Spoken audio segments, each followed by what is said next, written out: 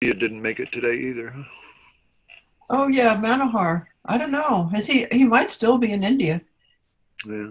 Yeah, I think he is. Manohar and Rahul both were in. Right. Rahul is in Bangalore. Yeah, Yeah. But don't they live there? yeah. Raul Well, does. no. Manohar lives in the United States. He's visiting India, Yeah. and Rahul is a student in Bangalore or Bangalore or something like that. Yeah. Yeah. Yeah.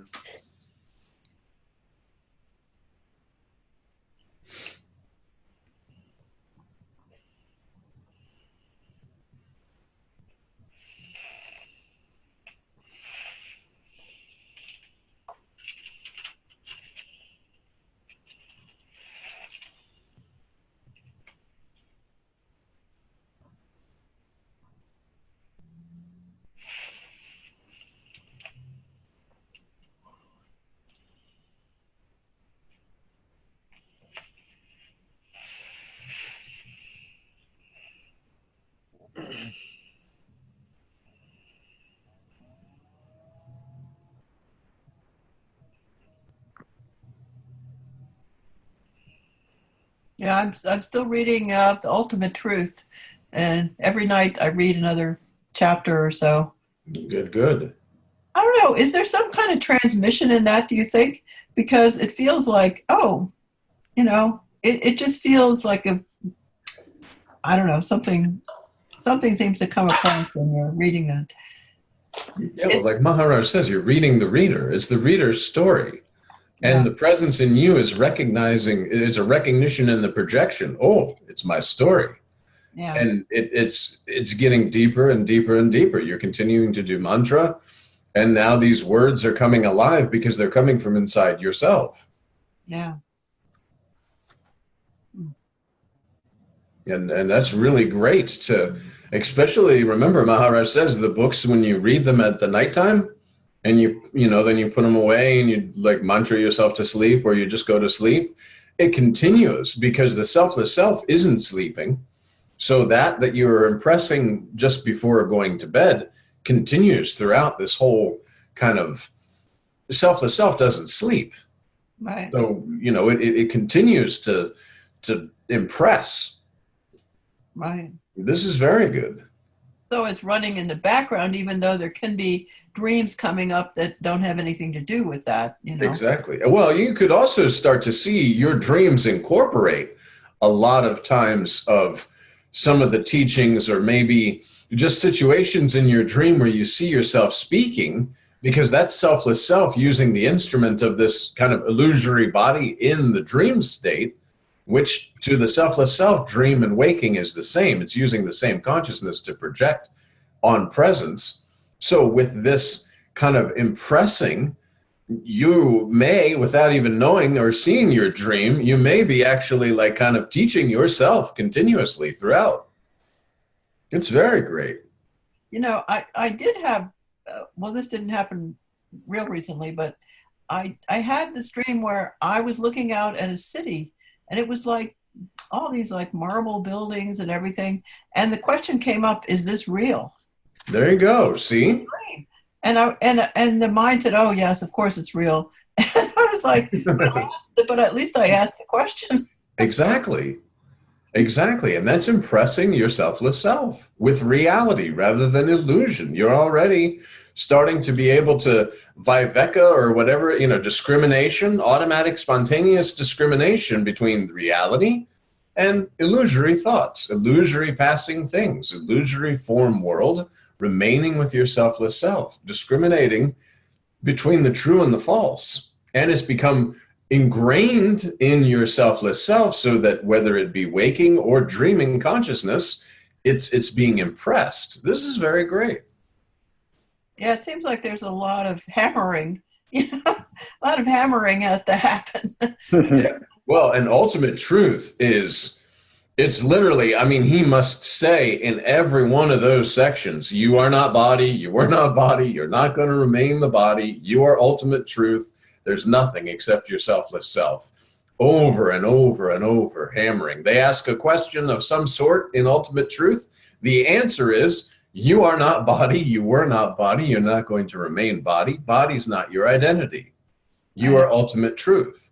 So stop pretending to be this someone having all these problems that need questions answered, because you're just not that. So once you know you're not that, then you won't ask questions about the illusory passing somethings. And it's like, it's just hammering, hammering, hammering.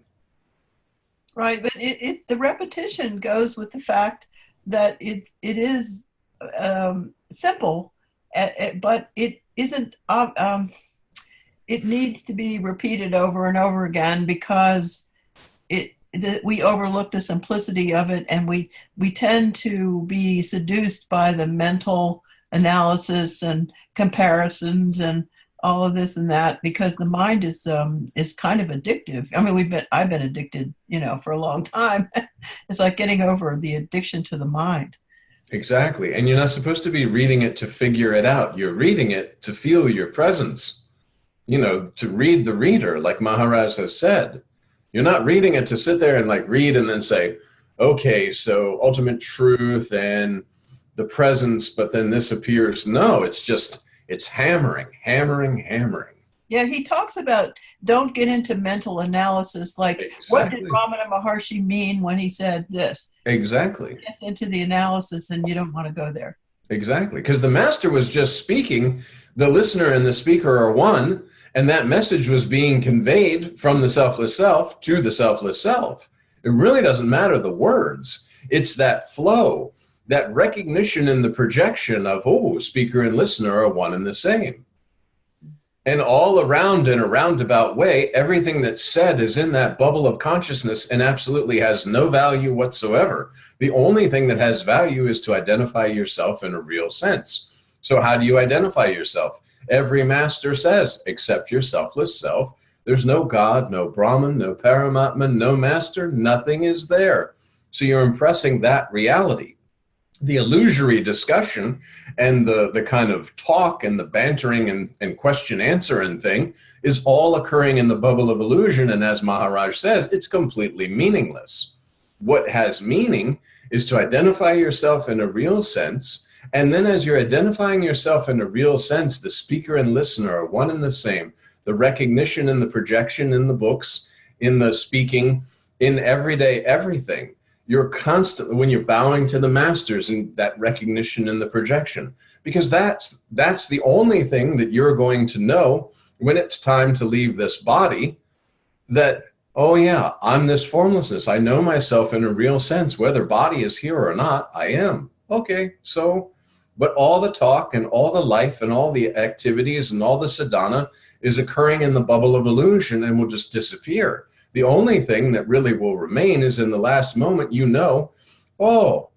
it's so that I'm not going anywhere. How can I go anywhere? There's nowhere for me to not be or to go. How? This body was a little lump of goo, and I attached my thoughts and ideas that I was this lump of goo, but it's just like an orange that sits on the table and gets goes bad, and it kind of molds and falls apart. Same thing with this body's going to do. It's going to go through a process and age, but you weren't born, you're not going to die, and you don't age. It's just your ideas and beliefs that you're attached to this thing, this lump of goo that is growing.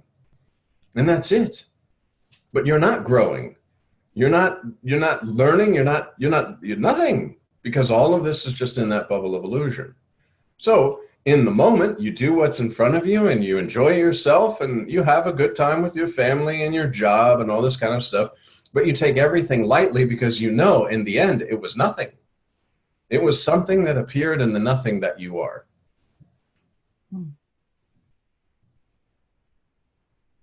And literally nothing has any value whatsoever in the illusion. We talked about in the dream. Oh, yeah, but that's an issue that I have. The dream, when people say, oh, it's just a dream and, all that, that's true. I get that's, that it's a dream. It's a projection of the mind, essentially. The world is a mental projection.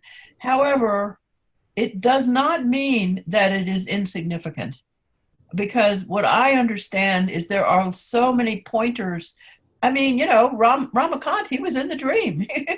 And he was pointing this stuff out. So the fact that it's a dream, I mean, my mind, maybe it's just me that I attached it's a dream to being, well, it's not important, but it is. I mean, the dream has a significance.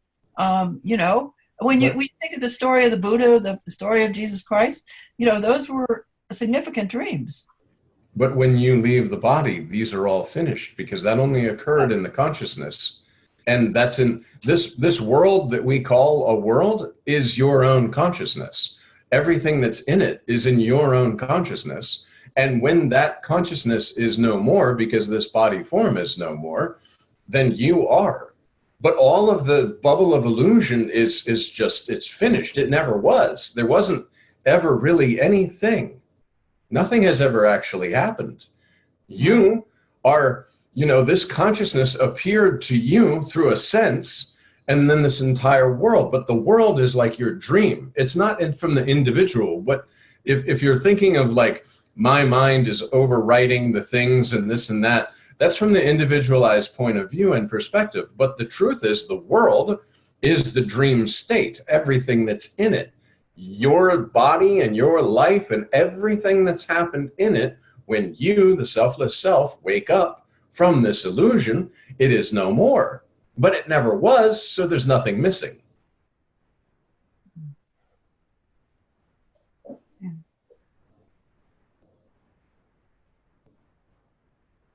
Yeah, that's a tough thing to swallow, but I'm starting to see it. Yeah, it's kind of the last thing that the egoistic sense of self wants to hold on to, that it had to have meaning. I did so much stuff, my life, I lived this life and this, but you did not. You did not. This is inside the dream. Those are memories, Yourself. all just memories that are gone. Well, memory, and that's the only thing that's keeping you in believing that you're a person and an individual self. You believe in the idea of separation because of the body knowledge and this pressure of being in a body, but this will be gone. Mantra erases this slowly, silently, permanently, so that this mind is not keeping you pressured in body, and you're able to just use the instrument as instrument, but not have any concern with it, but yet still be there. Like Maharaj talks about being an actor. The actor and the whole play and everything we watch. I love like historical reenactments, and the actors are really into playing the parts of the Vikings or this or that. But they go home and they live with modern electricity and microwaves and such. Yet when they're there, they're 100% into the role. And selfless self is very similar in that it is playing all of this world. This formlessness is using form to play this world. It's just the belief in the idea that the world is real is where it becomes troubling. And the only way that that can happen is if there's I am somebody else, then there's you and me and others and objects and all this. But if you remain in your formlessness, then there's no you, there's no I, he, she, it, nothing, because there's nothing. There has to be an I to say, John and this computer, John and this bottle of water, John and this. There has to be an object that I'm pointing from in order for there to be other objects that are perceived as separate and apart. When there's no you here, there's nothing. There's nothing. And there's no way to rationally explain that until you see it yourself. Exactly. Yeah. Well, and like, to have that experience and then live that experience. Yeah. In that sense, it's like science because you know it when you see it or something.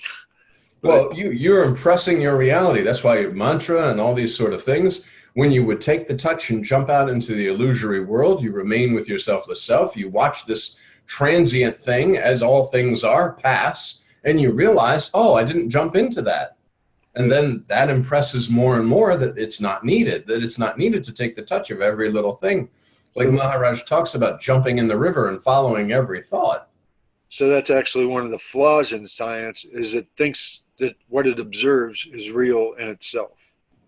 Well, see, again, science is in the bubble of illusion. So that's where you get kind of caught up, because if you're looking at the illusion, here's the world, and the world is in your consciousness. So everything that's in the consciousness, when you're inside the consciousness, there's a true and false and all this sort of thing. But when you know that the entire consciousness is just appearances, then there is no true or false, because this consciousness goes and then there's nothing. But while you're pretending to be or thinking that you're someone in a world living a life, then everything, all the rules apply. I think Maharaj had said this before. You can't just go out and, oh, well, it's illusion, so I'm going to go rob my neighbor. No, because then you'll go to illusory jail. Then you're making up your own rules and out of the illusion. Well, because you have belief in the illusion that I can take something from someone. So this is not so good. And you're pretending, you're believing this belief that, okay, there's a world, I really have a life, and all this really matters, and my son and my wife and husband and all these kind of things like Maharaj says, but those are all body relations, because I believe myself to be a body. Therefore, body has relations, body has a point in time, and body has movement with other objects because I believe I'm an object. But when remaining with your selfless self, then there are no objects. Not even your own self is impressed as an object. You're just kind of moving about. Scenes will come in front of you, and you'll do whatever is needed, but there's no impression in memory, because there's no an I am somebody else doing something that has this sense of doership. An action is performed and it's left. Everything is pick up the water, drink, put it down. You can enjoy the water. Oh, it's nice and cold. That's okay. But there's no impression. I still feel the impression. It's like a residue with the things that are happening. But although I feel it, I don't agree with it in terms of, I don't think it's true. But nevertheless, there is still the residue that's there. So I simply just continue monitoring. And sometimes it breaks pretty quickly. Other times it takes a very long time, actually. But I suppose that's the only thing that I can be doing. Absolutely. Living the reality. Master says you are Brahmin, you live like a Brahmin. Master says you're master, you live like a master. In every moment, as the moment's arising, if you find your attention going out, you pull it back in. You can still get angry. You know, Maharaj talks about, yes, there can be anger, but it comes very fast. It's not like really hate type anger. It can be an anger that spurs up. Oh, that made me very angry. And then it's gone. Mm-hmm. You know, all of these things are just passing. Like Maharaj says, the continuous flow of thoughts is occurring, but as there's no I am somebody else to take the touch of the thoughts flow by quite nicely, like you're on a riverbank observing what's in the river, but having no concern with it.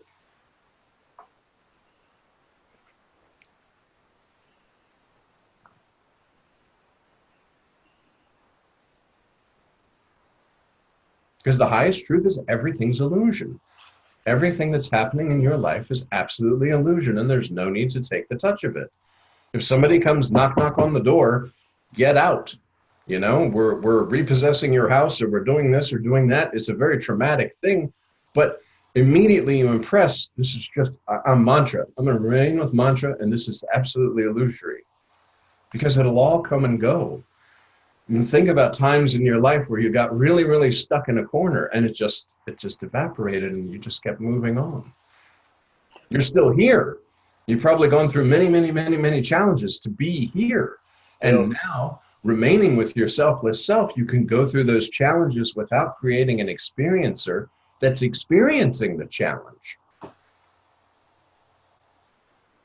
I think that Nisargadatta Maharaj said that he nevertheless had to go through whatever, just because of the fact that he had a body, the consciousness was there. So it's kind of like stuck to you, and you just drag it around, basically.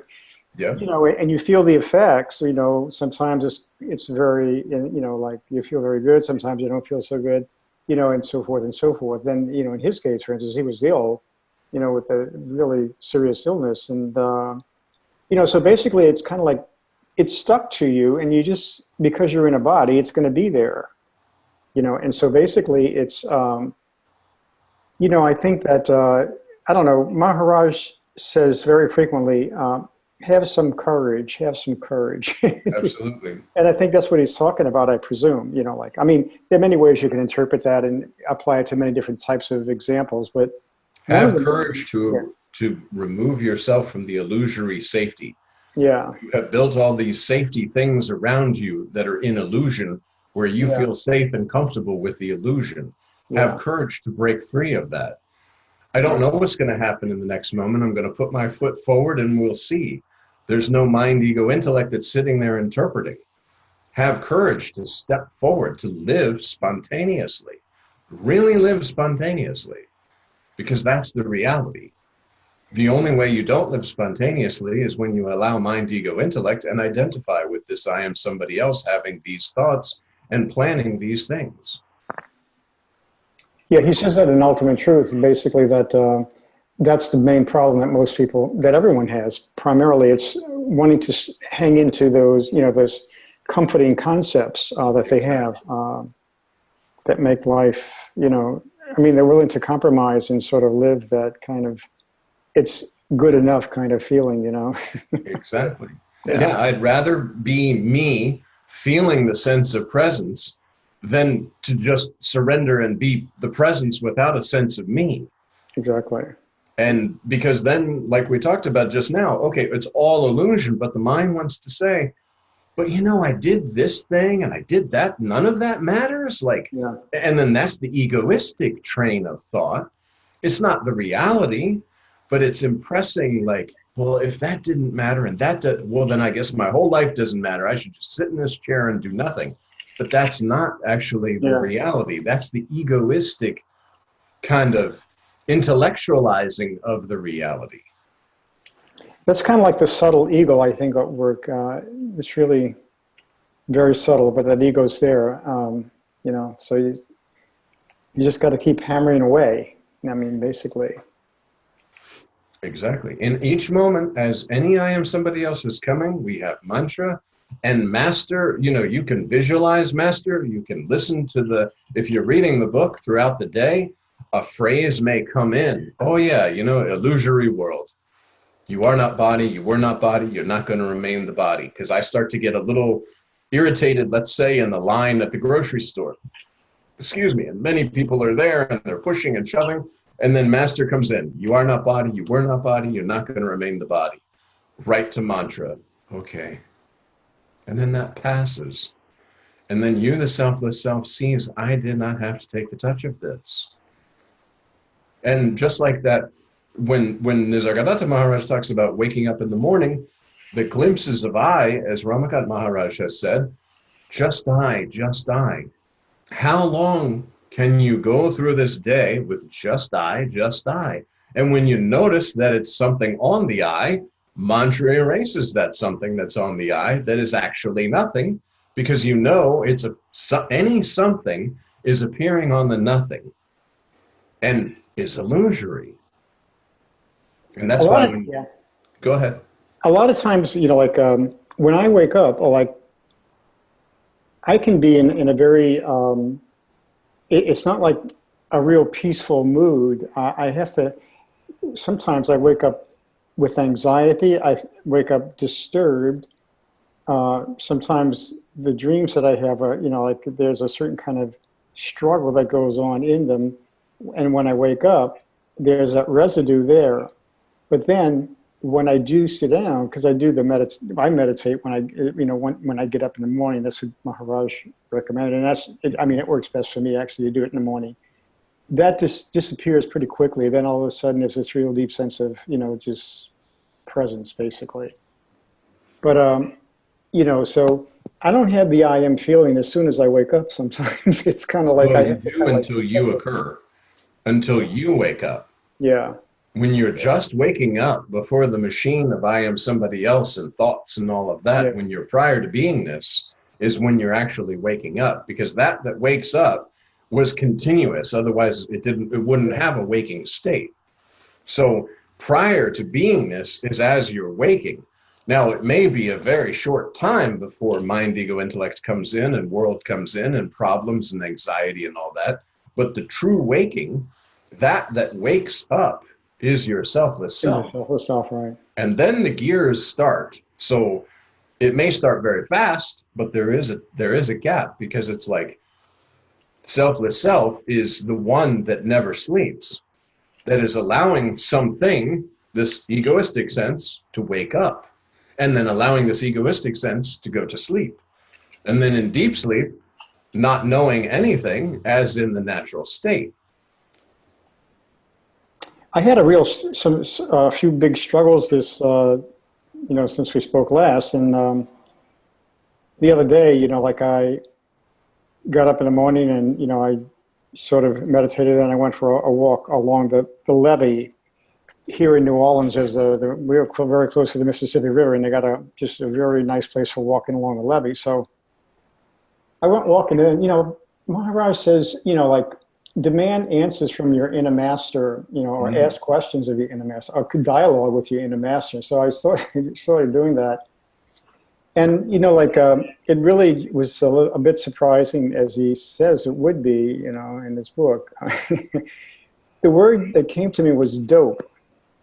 And, like a drug, this whole existence is like dope. It's like, a drug, like everything is just basically, being on a drug trip or something like that. It's getting out of that, basically breaking free of that. The drug is I am somebody else. Yeah. And the trip is I am somebody else in a world that needs to do these things, and all these various scenes are coming. Yeah. I am somebody else. That's the dope trip. The reality is there is no I am somebody else. There is no world and all these sort of thing. There's still physical. When I say no world, there's no world as an impression of, because there's a you, there's all these others. There's no you, no others. The dope allows you to kind of get that fuzzy feeling and start to get the pressure of body knowledge. Think of it as every time you were to take a hit, it would be body knowledge pressuring in, which would give you the trip of here I am, here's this bottle. Here I am, here's this computer. Here I am, here's this. Oh, there's another person over there. I wonder what they're thinking.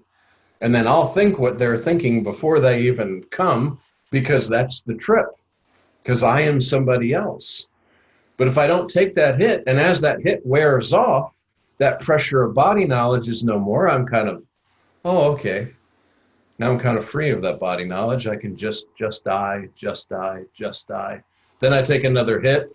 Oh, I am somebody else, and there's another person, and there's this, and I have to do this, and I have to do that. All these things are very important. Then it wears off a little bit again.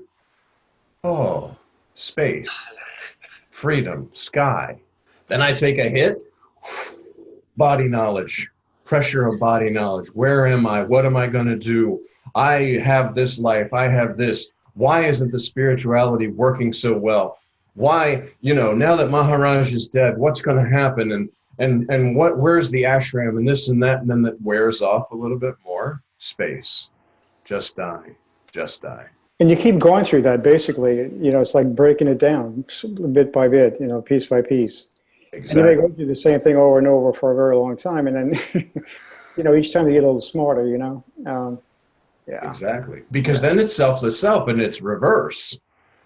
Because then it's like, okay, instead of taking that hit and having pressure of body knowledge, there's a pressure of body knowledge, and mantra is releasing that pressure a little bit. So I get to feel myself formlessly aware, just die, just die. Then I expand a little bit more. Oh yeah, just die, just die. Pressure of body knowledge, mantra comes in. Okay, just die, just die. And even as that pressure continues, mantra is slowly and silently and permanently erasing, because there's not a me doing something other than listening to mantra running, inviting the attention of the invisible listener that, hey, this hit of body identification is really kind of, it's not wanted. It was cool for a while, smoking dope in your teen years or whatever, that was really great. But now You're spiritually grown up. You don't want to take the hit of body identification. You'd rather just keep yourself formlessly aware. I know that Ranjit used to sometimes say, some people are lost in hell, but others are lost in heaven. Yeah. Indeed. Oh, yeah. The spiritual identity of, Yeah.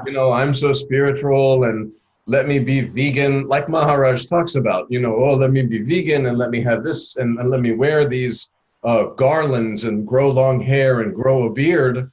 I'm still taking the hit of body identification. It's got a little bit more sattva in it than Rajas and Tamas, but I'm still smoking away.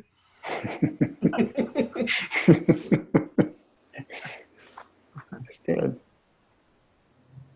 There's a passage in Ultimate Truth that I find it's this practical approach of reciting the Nam mantra will clear the battlefield of conflicting problems that you think you have with illusory others and imaginary enemies. Yes. It will bring your struggles to an end. But it's really a good. It's on page 161. It's really good because it's this whole thing is only in one's mind. This everything. It's just like you're struggling with imaginary enemies. Yes. Remember one time this fella Anthony DeMello. He was a Jesuit priest from India. He used to he gave an example once about this paper tiger. It scares the hell out of you, and but it's only made of paper. It's kind of like you're struggling with your own. The enemies there's no such thing as the others and the enemies out there and all that sort of stuff. It's all going on in here, Well, when you know yourself in a real sense, there's no others, so there can't be enemies. And there's no you, and you as the formlessness, what could possibly happen to that? Right. Formlessness can't be lit on fire, and they talk about that in Bhagavad Gita. It can't be cut, can't be burned. Nothing can touch you. So how are you going to have fear? You only have fear when you have the belief in being a limited body form. And yeah, this body can have damage. It's a 5 elemental body. So it can get damaged and it can lose things and all that, but you are quite okay. If you lose your arms, you're still yourself. If you lose your legs, you're still yourself. Lose more than that, and you probably won't know that you're still yourself. But but seriously, it's like, what part is you? If you lose your arm, you're still you, and you're still fully you. You don't believe that like 1/4 of you or 1/6 of you or whatever is no longer there. You still are. You just have that natural, like Maharaj says, even if you want to think intellectually, body's not your identity. Pieces of the body can be removed or damaged, and you are not affected. There's pain sensations that are used through the body mechanism that's delivering different various sensations. And because you're believing in the body, you're assuming that these sensations are you, and these are your sensations. But you'll see these sensations come and go. So if they come and go, when they are not, you still are. So all of this, absolutely, you know yourself in a real sense. I am not body, I was not body, I'm not going to remain the body. Body is not my identity. Whether this body is here or not, I am. You've seen the movies where like they'll run a line on the ground, and if you're on our side, just step on over the line. So I think the line, like Maharaj put down, is basically stay with prior to beingness. Yeah. You gotta. It's one side or the other, and it's a complete crossing. It's just.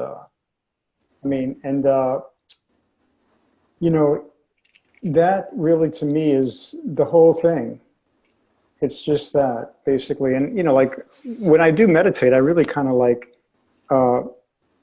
try to put the attention there to prior to beingness. I don't know what it means. So, as you can't imagine it, of course, but nevertheless, it does open up a kind of a space there that just basically, you're free of it all, and it can snap back a little later in the day when things are happening. So you got to keep monitoring it. So I'm doing the mantra and so forth, but nevertheless. That's the line to cross. It basically, to me, that's the whole teaching in a nutshell, kind of.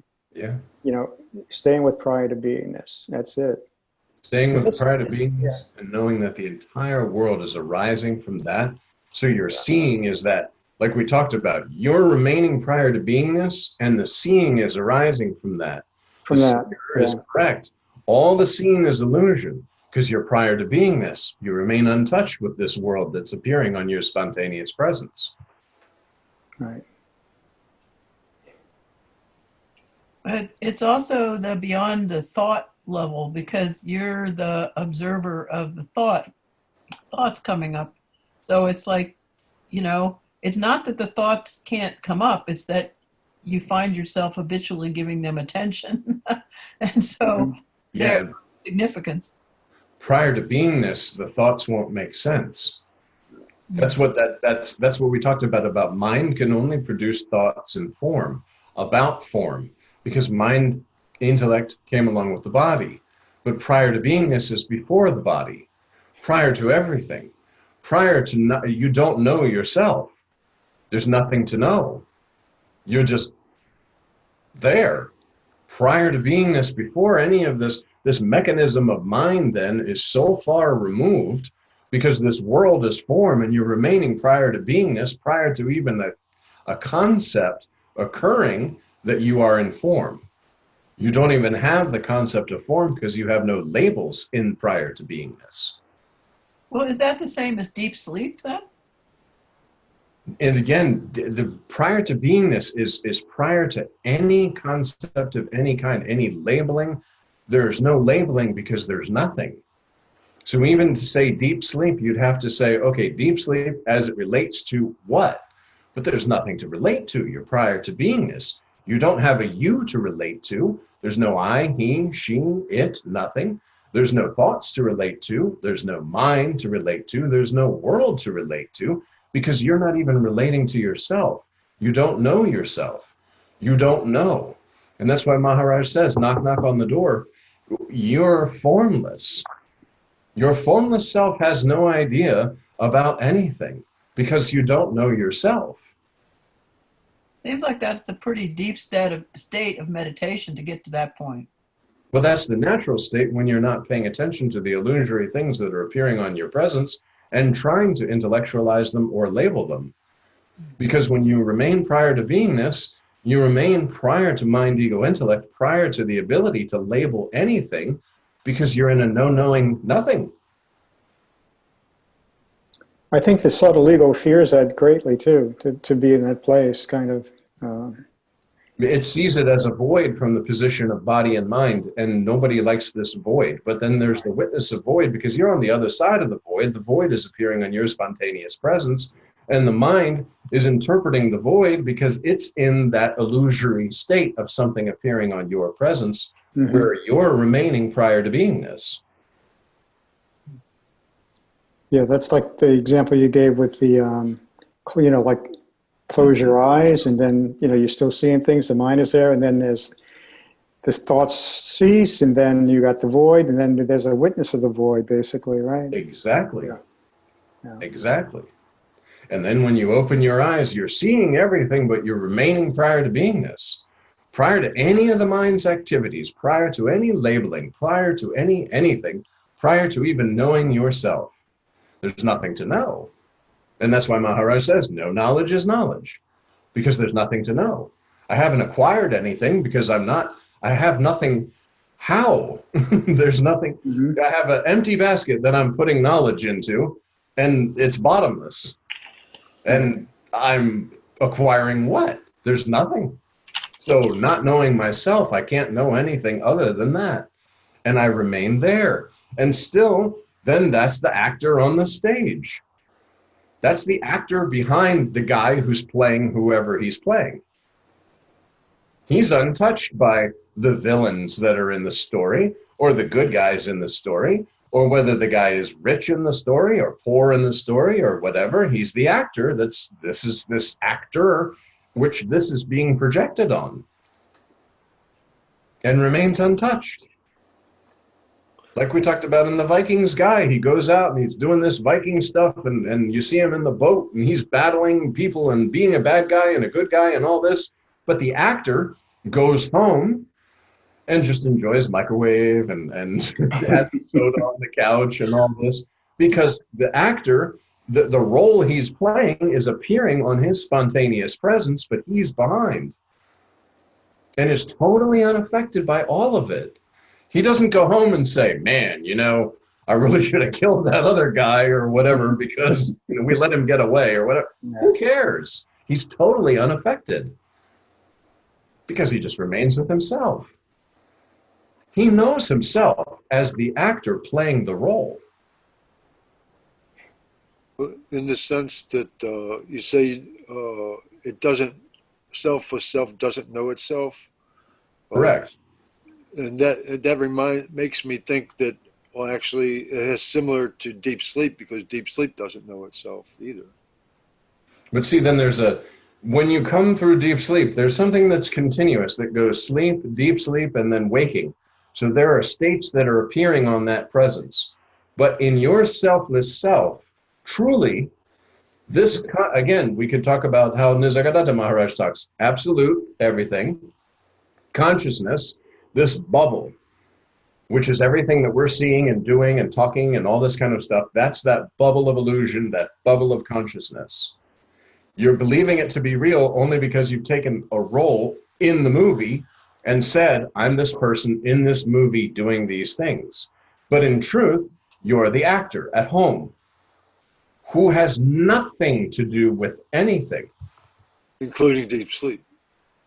What deep sleep is occurring again, Your concept. only with body form. You're not sleeping. See, selfless self doesn't sleep. It doesn't wake. There's no, these items, these labelings are not there. There's a no-knowing nothingness. There's no, deep sleep, waking state, going to sleep, all of these states, but you are the continuum throughout all of these states. All these states are appearing on your spontaneous presence. You are not a state. Selfless self is just the background that allows these states to appear, and then the belief and the feeling of this body sensing that I am in this world or whatever, I'm using this instrument. You can use this instrument of human body to know yourself in a real sense, because you have the ability to discriminate between the true and the false, and remain with your selfless self. And once you invite the attention of the invisible listener that you are, you start to feel that sense of presence, and that sense of presence from the body-mind perspective will expand and grow. And from the reality, the body-mind is dissolving. That pinprick or that pressure of body is dissolving. And then from the body-mind perspective, you feel an expansion and a larger sense of presence. But the reality is that you are no longer taking the touch. This body is dissolving. This body knowledge is dissolving. There's no you. There's no nothing. No I, you, he, she, it, world, nothing, nothing, nothing. As Maharaj says, this entire world is illusion, including yourself and myself. Those are illusion. You are. That you are is everything. Yeah.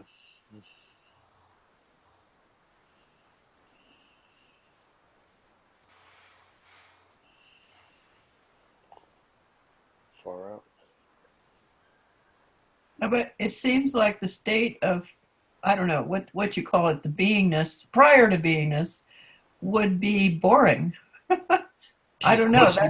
Boring is a label that is coming along with the mind. Yeah. The mind then uses a previous experience of this body in this illusory world and says, this is what boring is. Yeah. There's a labeling and an identification. Prior to beingness, there was no happiness, no peace, no nothing, because it's you can't even describe, because there is no label or description in prior to beingness. In order to label or describe, you have to go into mind, ego, intellect, which came along with the body, which came and appeared on your spontaneous presence. When spirit clicked with the body, all of this illusion began. But I can see how it's difficult to make that sort of the goal of spirituality when there's no perceived value there. I don't know. It's just sort of an existential quandary. And see, that's where the courage comes in, because when you perceive no value, it's because there's an I am somebody else that wants something. Yeah. And on your deathbed, this would be the same kind of thing. I'm dying, and I believe myself to be this formless sense of presence. I believe this, rather than just this formless presence, just die, just die, just die. As Maharaj says, someday or other, willingly or unwillingly, you're going to leave the body. So you need to know yourself in a real sense now. Yeah. Leaving the body is inevitable. You can either leave it shivering in fear, or leave it wondering and not knowing, or just leave it because you've already left it so long ago that it's like it's luggage that you left behind a long time ago. Train is coming, but you have no luggage because you left a long time ago. There was a Buddhist guy from the ancient days. I used to study Tibetan Buddhism, and his, I forget which one it is, I can't think of his name at the moment, but he said his goal was to have no regret. And that's sort of, if you're in that state, if you're beyond everything, you can't have any regret. Prior to beingness, there's no labeling of regret. There's not even a you that knows, and there's no life. You don't sit back and say, oh, this life I lived. No, there was a life in this consciousness that's leaving. Just like the guy who's waking up, the whole dream world is gone instantly, and it's just gone. That's it. And when you know, you're not getting out of life alive. You know, this body form is not going to be like immortal. You are immortal, but this body form that you're believing yourself to be because you're holding it for the moment is not. It is like the orange that you sit on the table, and eventually it gets rotten and soppy and you throw it away. Same with this body. It's a conglomeration of the 5 elements that grew.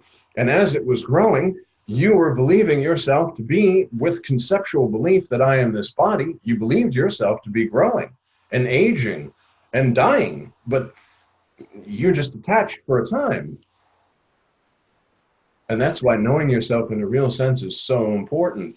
You can sit there and just feel that sense of presence and know, I'm the knower of this sense of presence. I am formlessly aware without having to label awareness, without having to label God, Brahman, Atman, Paramatman, Master. There's no labels because it's prior to beingness, prior to all religion, prior to body, prior to world, prior to everything, prior to concepts. And if there are any concepts that appear on that prior to concepts, prior to beingness, mantra is used to erase them slowly, silently, and permanently.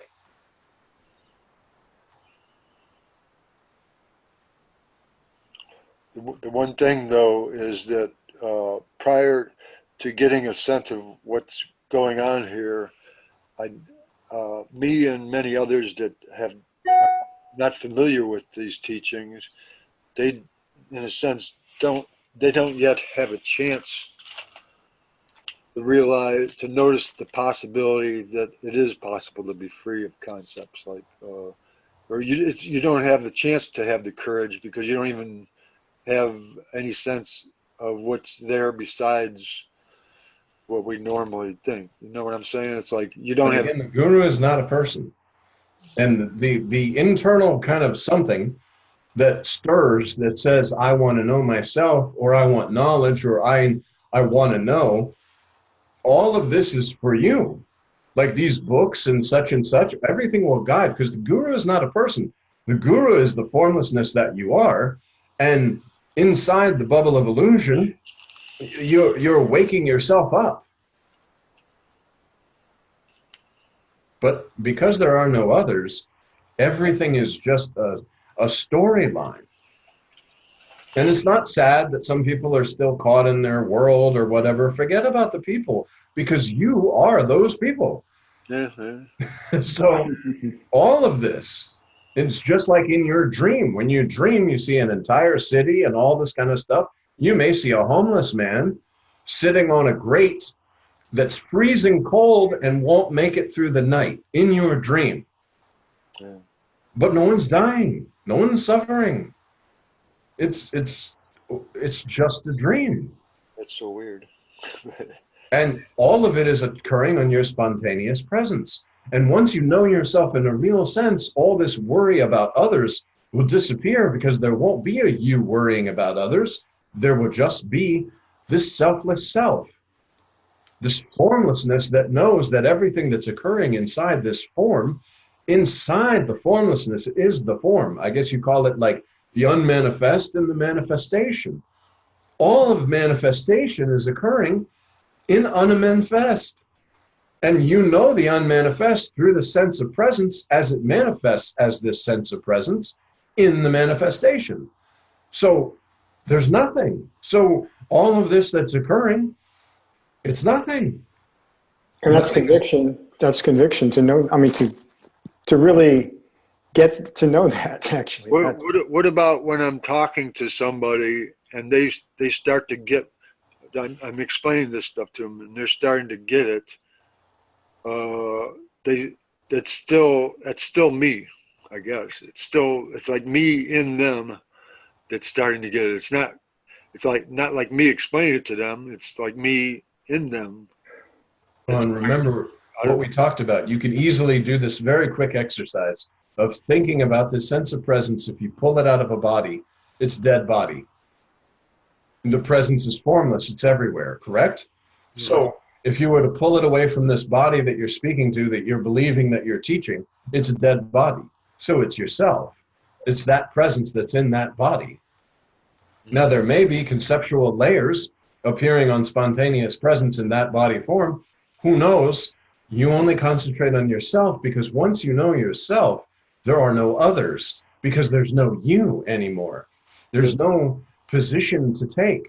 There's no position of, I would like to share this knowledge. Sharing of knowledge will be a spontaneous activity, such as picking up the water,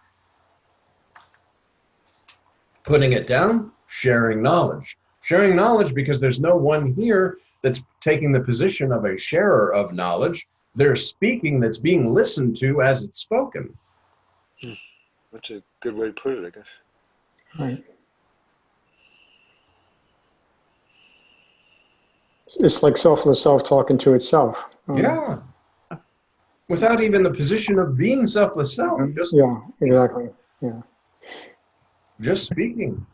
And that's why you can hear, like, when mind gets involved, there's a thought process, and it's not that spontaneity. And even if there's spontaneity with mind involved, it feels different. It's not a conveyance of like you're talking to yourself in the mirror. You're talking to yourself in the mirror, but then checking out the mirror to see if the person in the mirror is listening to you speaking. Rather than just the conveyance. And that's why, like Maharaj says, all of this, the books, the masters, everything, all the speaking is just conveying. And the presence is recognizing. It's inviting attention of the invisible listener. Ooh, a listener and speaker are one and the same. This is my story. That's all.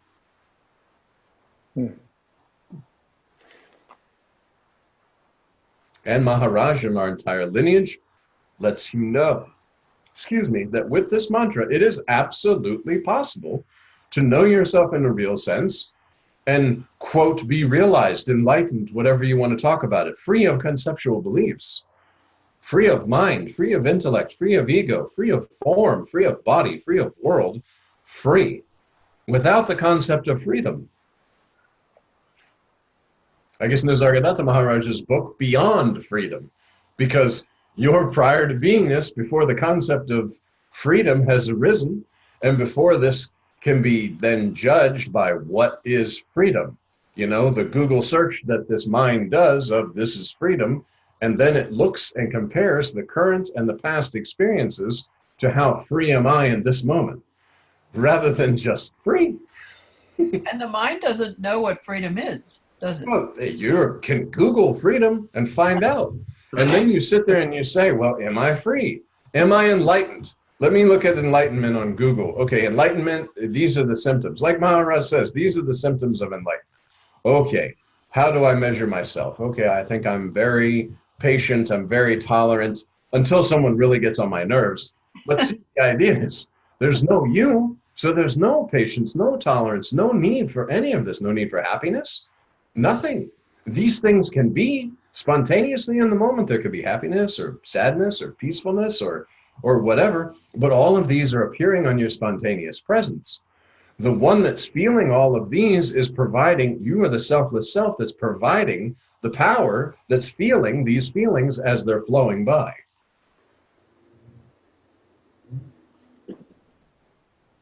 I have to admit, I hate to run on, but if I'm tempted to have somebody come on and join this conversation, somebody that I know that's not as familiar with it as, you know, this small group, or hasn't been familiarized with the teachings in general,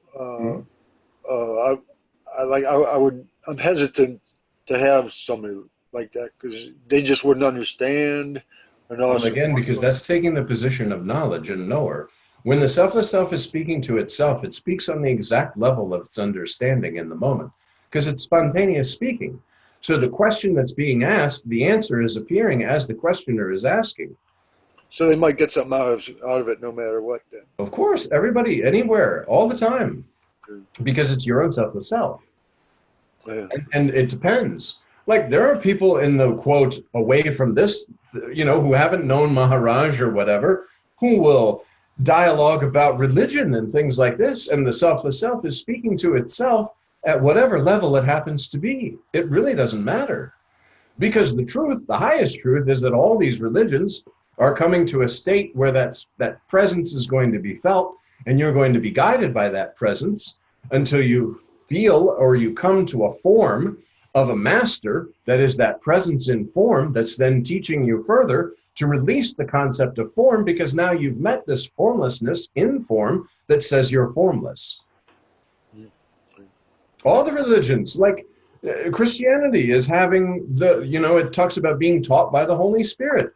This sense of presence, when it's felt, will teach you. That's the guru that you are.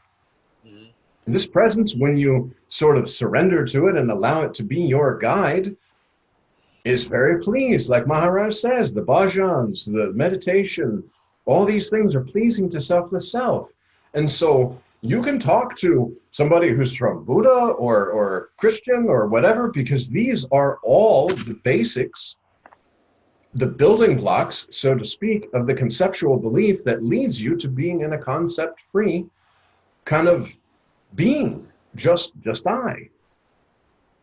Everyone is just leading. All these religions, all this stuff, it leads to you beginning to feel the sense of presence. People call it the presence of God or nirvana or whatever they want to call it, that's fine.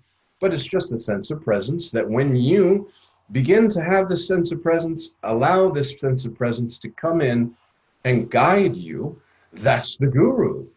But see, then this mind is going to still need probably a physical guru, because you still believe yourself to be a physical body. So you'll go on a journey and you'll meet a physical guru who says, I'm not the physical guru. That sense of presence is yourself. And I am yourself, and the listener and speaker are one and the same. So then you know that the sense of presence that you allowed to guide you has now freed you from the conceptual belief that you're separate from that presence that you are.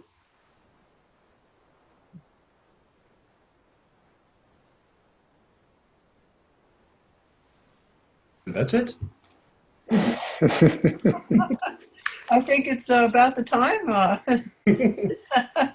A good Christmas message. Yeah. Right. That's very good.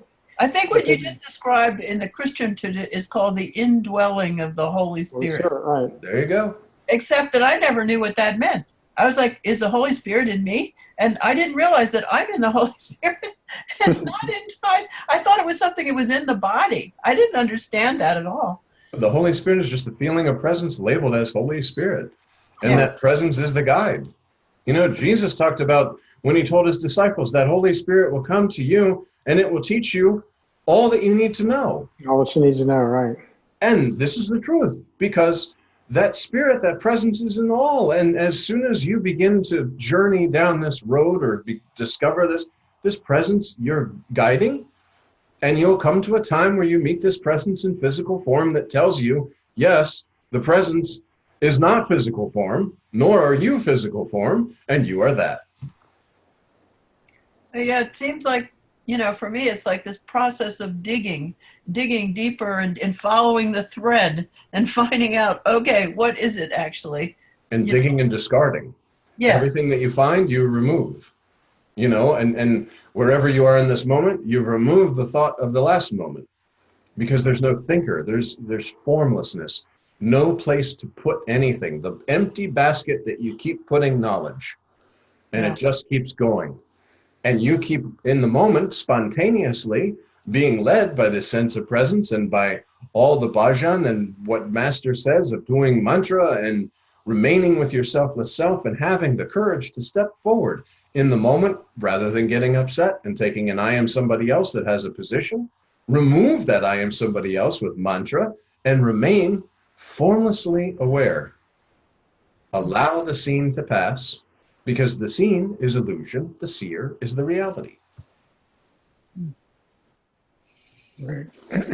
Okay. Okay, we'll meet in a couple weeks. Sounds good. And Merry Merry Christmas and Happy New Year. And Happy New Year. Great. Okay. Yeah. Bye-bye. Thank you. Bye-bye.